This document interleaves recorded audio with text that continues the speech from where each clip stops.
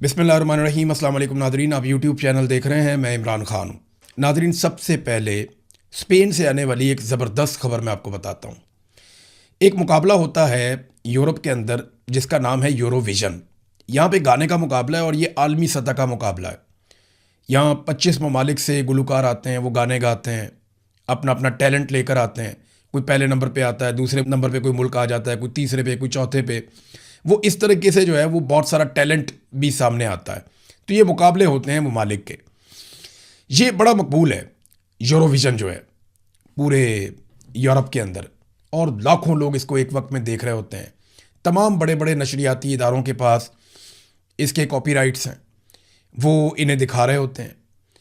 तो ये एक बड़ा ज़बरदस्त काम है, बहुत पैसा इसके अंदर कमाया भी जाता है, खर्च भी किया जाता है। यूरोप का मकबूल तरीन एक प्रोग्राम है यूरोविज़न, जिसमें गुलकार आते हैं। 25 ममालिक इस मरतबा इसमें हिस्सा ले रहे थे।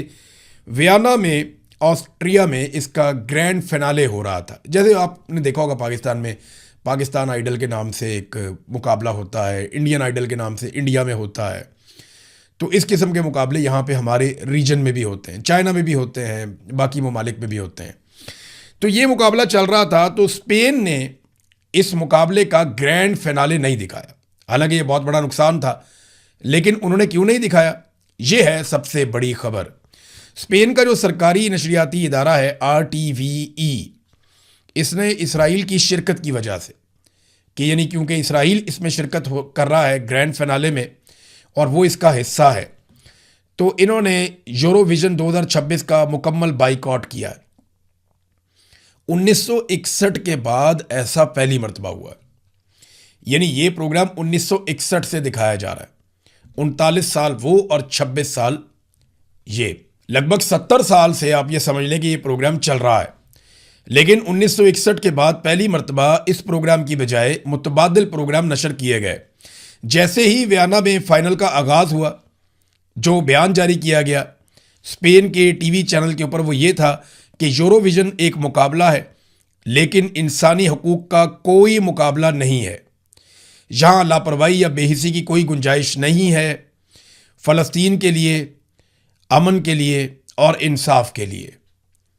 यानी स्पेन ने बाइकआउट कर दिया शानदार प्रोग्राम का, लगभग 70 साल में पहली मरतबा। जबकि पाकिस्तान ने क्या हासिल किया इस बीच में, आप फ़र्क देखें ना। स्पेन बाइकआउट करता है, आयरलैंड बाइकआउट करता है, नीदरलैंड बाइकआउट करता है, स्लोवेनिया इसका बाइकआउट करता है, आइसलैंड भी इसका बाइकआउट करता है। ये ममालिक बाइकआउट कर रहे हैं, जबकि पाकिस्तान नेतन्याहू को दिखा रहा है। पाकिस्तानी टीवी चैनल्स पे पहली मरतबा यहाँ पे जो सबसे बड़ा मकबूल लीडर है उसको नहीं दिखाया जाता, लेकिन नेतन्याहू को दिखाया जाता है। ईरान की बात सुनवाई जाए या ना सुनवाई जाए, इसराइली पार्लियामेंट की कार्रवाई दिखाई जाती है, और ये पाकिस्तान के नेशनल टेलीविज़न के ऊपर किया जाता है। देखिए स्पेन वो क्या कर रहा है, वहाँ के जो हुक्मरान हैं वो एक सेकुलर मुल्क है, वो क्या कर रहा है, और पाकिस्तान इस्लामी जमहूरिया पाकिस्तान है, और पाकिस्तान का रद्द-ए-अमल इसके ऊपर क्या है। हालांकि पाकिस्तान अब तक इसराइल को तस्लीम नहीं करता।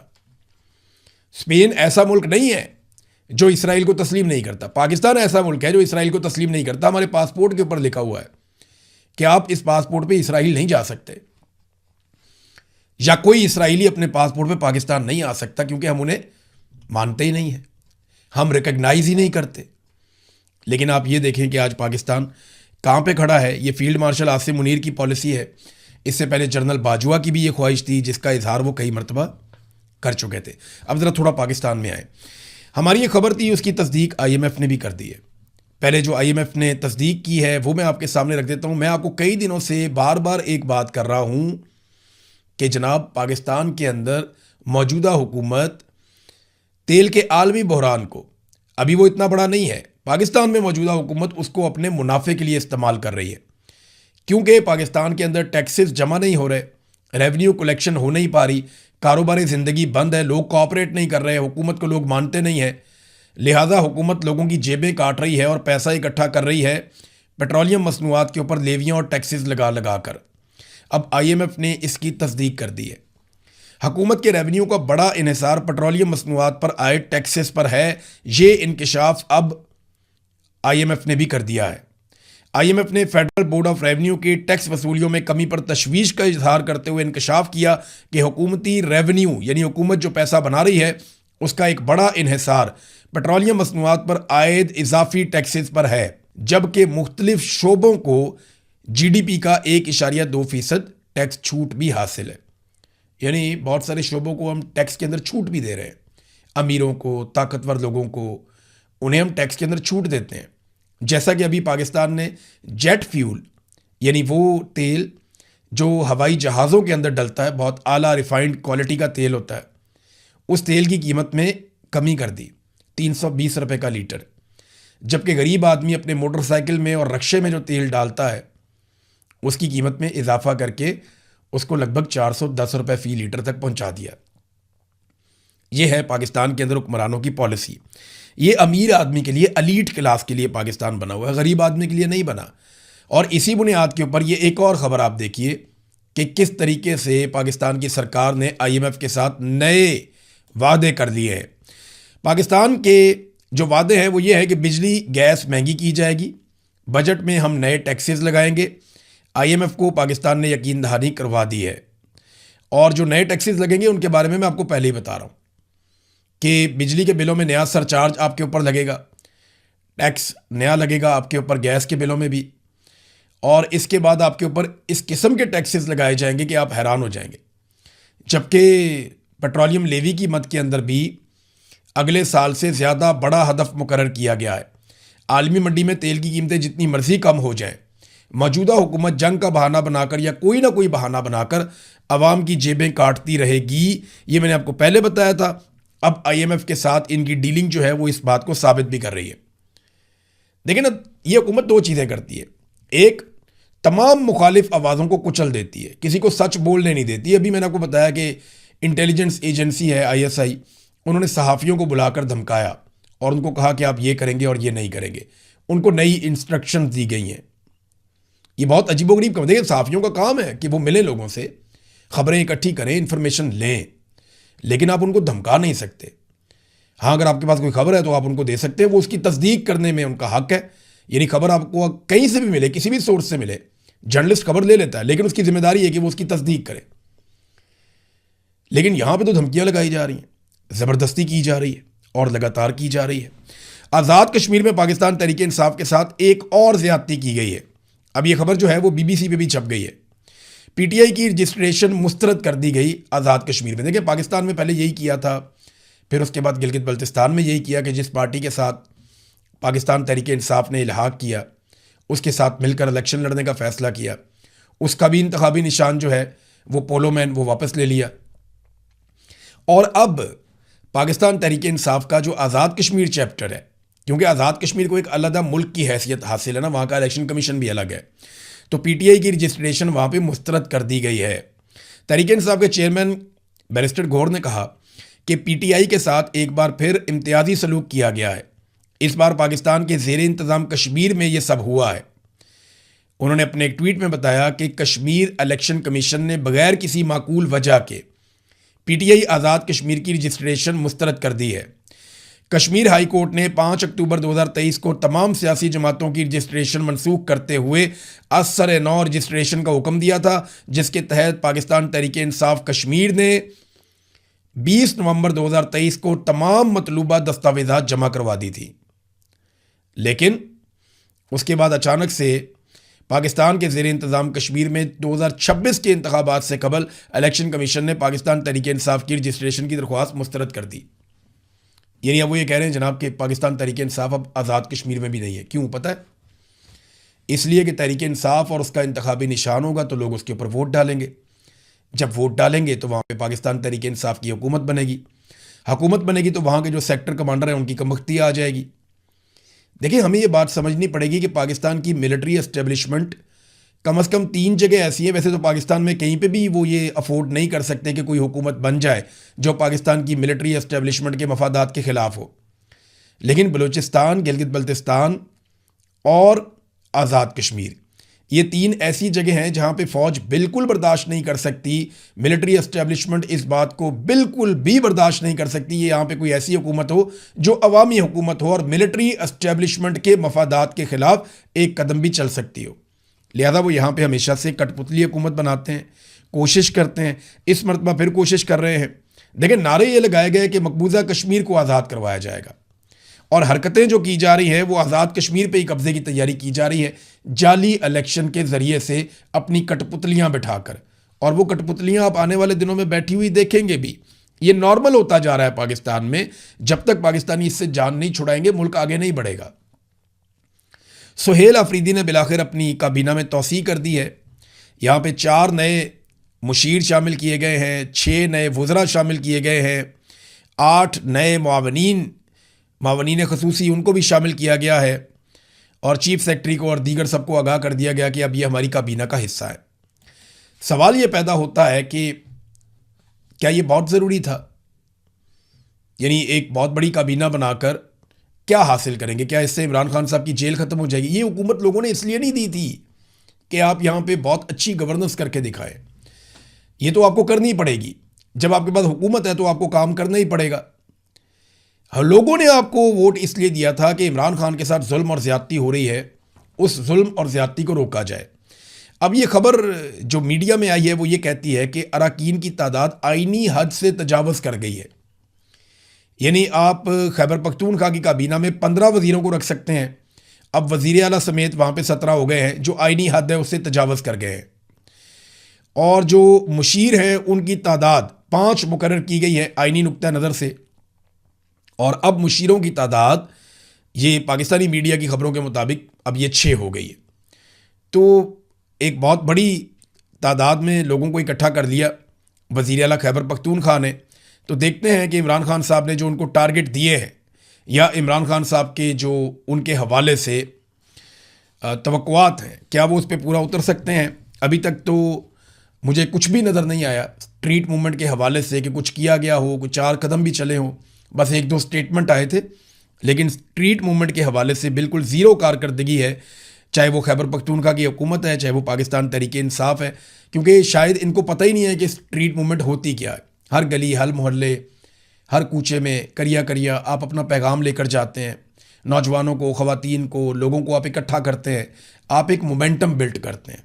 वो मोमेंटम बिल्ड नहीं होता है, छोटी मोटी जो है वो दिखावा होता है कि यहाँ चले गए कुछ लोग निकल आए, वहाँ चले गए कुछ लोग निकल आए। तो वो ये ज़रूर करते हैं, लेकिन कहीं पे भी स्ट्रीट मूवमेंट का अमली तौर पे आगाज़ नहीं हुआ। अच्छा, एक तरफ तो ये हुकूमत है ना, दूसरी तरफ पंजाब हुकूमत है। वो टिकटॉकर जो है ना वो जहाज़ भर के फिर निकल गए। इस दफ़ा उनका स्टेशन है बाकू में। बाकू यानी आज़रबाईजान। मौसम बहुत अच्छा, माहौल बहुत अच्छा, खाने बहुत अच्छे, लग्जरी किस्म का टूर 3 दिन का जनाब, तारीखी नौइयत का। एक वज़ीर आला का क्या काम है इस किस्म के टूर करने का? कभी जापान जाया जा रहा है, कभी किसी और मुल्क, कभी ब्राज़ील पहुंच रहे हैं, कभी यूरोप पहुंच रहे हैं। और जनाब रिक्शे की तरह ये एयरफोर्स 1 को पहले चला रहे थे, अब अपना ज़ाती तैयारा भी ले लिया है पंजाब हुकूमत का, महंगा तरीन लग्जरी अयाशी वाला तैयारा। लोगों ने थोड़े बहुत उसके दर्शन भी किए हैं। कैमरामैन ने कोशिश की है कि तैयारे को कम से कम दिखाया जाए, लेकिन थोड़ा बहुत तो नज़र आया ना तैयारा बैकग्राउंड में। तो टिकटॉकर का जो पूरा ग्रुप है वो अब नए टिकटॉक्स बनाने के लिए ज़बरदस्त शानदार मौसम में आज़रबाईजान बाकू पहुंच गया है और बड़ा लग्जरी किस्म का उनका ये टूर है, शानदार टूर है। जब पूछा जाएगा कि इसके ऊपर कितना पैसा लगा पाकिस्तानियों का, तो ये आपको नहीं बताया जाएगा। नाज़रीन, हैदर सईद नामी नौजवान को गिरफ़्तार कर लिया था पुलिस ने, और जुर्म उसका ये था कि इमरान खान साहब की गाड़ियाँ जब अस्पताल से निकल कर वापस जेल की तरफ जा रही थी तो इस नौजवान ने पीछा करके वीडियो बना ली थी। तब से लेकर अब तक ये नौजवान गिरफ़्तार है। अब अदालती अहकामात के बावजूद इसको अभी तक आज़ाद नहीं किया गया, जो इंतहाई अफसोसनाक बात है। वैसे पाकिस्तान में जो अदालतों की हैसियत है वो लगभग ख़त्म हो चुकी है। एक और नाज़रीन खबर है, और ये खबर थोड़ी सी अलार्मिंग है। ये एक अमेरिकन तैयारे के बारे में है जो पाकिस्तान की हदूद में परवाज़ कर रहा है। वो क्या ढूंढना चाह रहा है इसके बारे में किसी को अंदाज़ा नहीं है। ये बहरी गश्ती तैयारा है, मुसलसल तीसरे दिन। इसका नाम है P-8A पोसीडॉन। ये जो तैयारा है अमरीकी बैरिया का, ये पाकिस्तान के साहिल के करीब इस इलाके में लगातार परवाज़ें कर रहा है। और अब ये समझ नहीं आ रही कि ये किस चीज़ की तलाश में है। ये तैयारा करता क्या है? ये बोइंग ने बनाया हुआ है तैयारा, P-8A पोसीडॉन। बोइंग का ये तैयारा जो है ये दिफाई नुक्ता नज़र से आप दोस्त को ढूंढने के लिए, सरफेस के ऊपर जासूसी करने के लिए, निगरानी करने के लिए, ये इन मकासद के लिए इस्तेमाल होता है। इसमें जदीद आलात लगे होते हैं। अब ये पाकिस्तान के साहिली इलाके के अंदर लगातार प्रवास करके क्या ढूंढ रहा है, इसके बारे में वैसे पाकिस्तान को पता ज़रूर करना चाहिए, क्योंकि वो पाकिस्तान की हुदूद हैं। लेकिन आपको पता है कि अमेरिकन कुछ करना चाहें तो पाकिस्तानी उनसे सवाल जवाब नहीं करते। बड़ा लंबा अरसा हमने उनको सहूलतकारी की है अफ़गानिस्तान में लड़ाई के लिए। वो सारा माल पाकिस्तान के अंदर से लेकर जाते रहे, कंटेनर भर के, नेटो सप्लाई वो यहीं से होती रही है। हमने बहुत सपोर्ट किया अमेरिकन को, और हम अमेरिकन से कभी नहीं पूछते, चाहे उनका ड्रोन जाए, चाहे उनका तैयारा जाए, चाहे वो सर्वेलेंस करे हमारे इलाके के अंदर। वो आए, उन्होंने आके एबटाबाद में उसामा बिन लादेन को कत्ल किया, उसकी लाश उठाकर ले गए, हमने नहीं पूछा। उन्होंने हमारे फौजियों को शहीद किया, हमने नहीं पूछा। हम अमेरिकन के साथ कभी मुकाबला नहीं करते। पाकिस्तान की जो मिलिट्री एस्टेब्लिशमेंट है, उसका जो अस्करी किबला है वो पेंटागन में है। ये बात मैं आपको पहले भी कह चुका हूँ, और ये बात एक हकीकत भी है। CNN ने नाज़रीन एक खबर की तस्दीक की है। मैंने आपको पहले बताया था कि डोनाल्ड ट्रंप को चीन से कुछ नहीं मिला, तो CNN ने भी यही कहा कि चीन में ईरान के मामले पर कोई पेशरफ्त नहीं हुई है, अमेरिका को चीन से कुछ ऐसा नहीं मिला, और डोनाल्ड ट्रंप की बेसब्री लगातार बढ़ती चली जा रही है। और तेहरान पर दबाव डालने के लिए मज़ीद फ़ौजी हमलों पर इस वक्त डोनाल्ड ट्रंप गौर कर रहे हैं। यहाँ डोनाल्ड ट्रंप का एक स्टेटमेंट भी मैं आपके सामने रखना चाहूँगा। ट्रंप ने अपने ट्विटर के ऊपर एक दो ऐसे स्टेटमेंट दिए हैं जो मैं आपको दिखा देता हूँ। नंबर एक तो ये कहा डोनाल्ड ट्रंप ने कि इट वाज द काम बिफोर द स्ट्रॉम, कि ये उर्दू में कहावत है, वो कहते हैं कि ये खामोशी किसी आने वाले तूफ़ान का पेश खैमा है। तो ट्रंप ने कहा इट वाज अ काम बिफोर द स्ट्रॉम, कि तूफ़ान से पहले का ये पेश खैमा है, ये खामोशी, तो कुछ होने वाला है। ये डोनाल्ड ट्रंप ने धमकी लगाई। उसके बाद कुछ इस तरह के ट्वीट्स जो वो चीन जाने से पहले कर रहे थे, जब उनकी उम्मीदें कम थीं, वो डोनाल्ड ट्रंप ने किए थे। अब दोबारा से डोनाल्ड ट्रंप ने धमकी भी लगा दी है, अगर ईरान ने जंगबंदी का मुआहदा ना किया तो समझो उसका बहुत बुरा वक्त शुरू हो गया। फिर डोनाल्ड ट्रंप जो है वो तस्वीरें बड़ी खौफनाक, हमलों वाली, धमाकों वाली, मिसाइलों वाली, जहाज़ों वाली, वो इस किस्म की तस्वीरें भी पोस्ट करते रहते हैं। वैसे भी डोनाल्ड ट्रंप जो है वो काफ़ी परेशानी का शिकार है एप्स्टीन फाइल की वजह से, और यहाँ डोनाल्ड ट्रंप ने एक स्टेटमेंट भी जारी किया है, और लगातार स्टेटमेंट जारी करते रहे हैं वो सारा दिन, पूरा दिन। थॉमस मैसी और लॉरेन बुबर्ट, इन दोनों के बारे में डोनाल्ड ट्रंप ने बहुत गुस्से भरी पोस्टें की हैं सारा दिन, क्योंकि इन लोगों ने एप्स्टीन फाइल्स को जारी करने के लिए बहुत दबाव डालने का काम किया था, और अहम किरदार इन दोनों ने अदा किया था। और इनकी जो ताज़ा तरीन पोस्ट है डोनाल्ड ट्रंप की, इनके हवाले से उन्होंने कहा जी कोई है जो कोलोराडो के 4थे कांग्रेशनल डिस्ट्रिक्ट में कमज़ोर दिमाग वाली लॉरेन बुबर्ट को शिकस्त दे और उसके खिलाफ इलेक्शन लड़ने में दिलचस्पी रखता हो। तो डोनाल्ड ट्रंप अब इनको इलेक्शन भी हराना चाहते हैं और बहुत गुस्से में है। वजह यह है कि एप्स्टीन फाइल्स डोनाल्ड ट्रंप की जड़ों में बैठेंगी, और अभी तो डोनाल्ड ट्रंप को मार पड़ रही है ईरान जंग की वजह से, महंगाई की वजह से, और गवर्नेंस के इश्यूज़ हैं उनकी वजह से।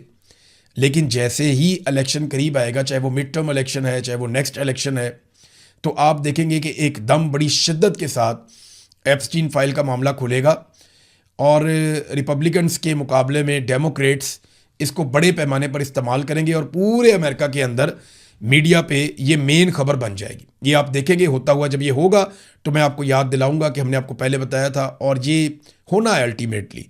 तो डोनाल्ड ट्रंप का गुस्सा जो है वो भी अब दिखाई दे रहा है।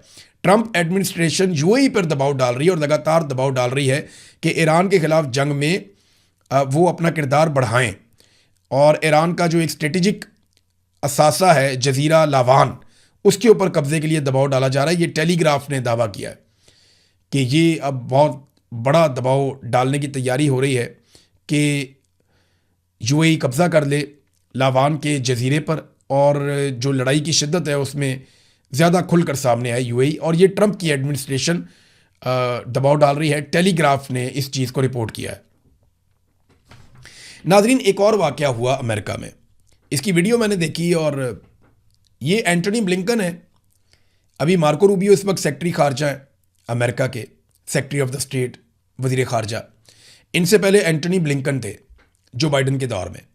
वो एक पार्क के अंदर वॉक कर रहे थे अपने बच्चों के साथ, वाइफ के साथ, तो उन्हें एक खातून ने रोक लिया और उन्होंने एहतजाज करते हुए कहा कि आपके हाथ पर आपको कैसा लगता है कि 5 लाख बच्चों का खून है। पहले उसने कहा जी मौसम कितना अच्छा है, सब कितना अच्छा है, तो उन्होंने जवाब दिया, फिर कहा कि आपको कैसा लगता है कि आपके हाथ पर 5 लाख मासूम बच्चों का खून है। तो उन्होंने कहा मैं अपने बच्चों के साथ हूँ। तो उसने कहा रियली, तुम्हें बच्चों का फिक्र है? क्या तुम्हें सिर्फ अपने बच्चों का फिक्र है? क्या तुमने 5 लाख बच्चों का कत्लेआम नहीं किया? क्या तुम उसमें शामिल नहीं हो? तो मुझे अफसोस होता है तुम्हारे बच्चों के लिए कि ये बड़े हो जाएंगे और फिर ये पढ़ेंगे जो तुमने किया है। तो ये हुआ पार्क के अंदर एंटनी ब्लिंकन के साथ। तो अमेरिका जैसे मुल्क में देखें लोग कैसे खुलकर अपनी राय का इजहार करते हैं। क्या पाकिस्तान में कोई आसिम मुनीर साहब से पूछ सकता है या मोहसिन नकवी पे कोई जाके ऐसे पूछ सकता है अपना कैमरा ऑन करके कि आपने डी चौक में जो कत्लेआम किया वो क्यों किया? क्या ऐसा हो सकता है पाकिस्तान में? ये होगा ज़रूर पाकिस्तान में। ऐसा नहीं है कि हमेशा पाकिस्तान इसी तरह रहेगा। पाकिस्तान को आगे बढ़ना है क्योंकि मिडिल क्लास अब अपनी जगह आहिस्ता आहिस्ता बना रही है। लेकिन लोग मायूस हो जाते हैं, उन्हें लगता है कि बात ख़त्म हो गई, गोलियां चल जाती हैं, ये हो जाता है, वो हो जाता है। नहीं, आप लोगों के दिमागों के अंदर झांक कर नहीं देख रहे, गली मोहल्लों की डिस्कशन नहीं सुन रहे, आप किसी किसान से नहीं पूछ रहे कि वो क्या सोच रहा है, आप किसी मेहनत कश से नहीं पूछ रहे कि वो क्या सोच रहा है। जो पाकिस्तान की मिडिल क्लास है उसके दिमाग में क्या चल रहा है आप ये नहीं सोच रहे। आप सिर्फ ग्राउंड के ऊपर जो सामने सामने चीज़ें नज़र आ रही हैं वो देख रहे हैं। लोगों के अंदर एक लावा पक रहा है और लोग जानते हैं कि उनके साथ क्या हुआ और किसने किया। ये पाकिस्तानी अपनी तकदीर पा लेंगे। याद रखिएगा, एक दिन आएगा चीज़ें पाकिस्तानियों के कंट्रोल में आ जाएंगी और एस्टेब्लिशमेंट उस दिन आपको ढूंढने से भी नहीं मिलेगी। ये होगा एक दिन, मैं याद दिलाऊंगा आपको। नादरीन, अब तक के लिए इतनी खबरें काफ़ी है मेरे ख्याल में। नेक्स्ट वीलॉग में मिलते हैं। अपना ख्याल रखिएगा, अपने इस चैनल का भी। अल्लाह हाफिज़।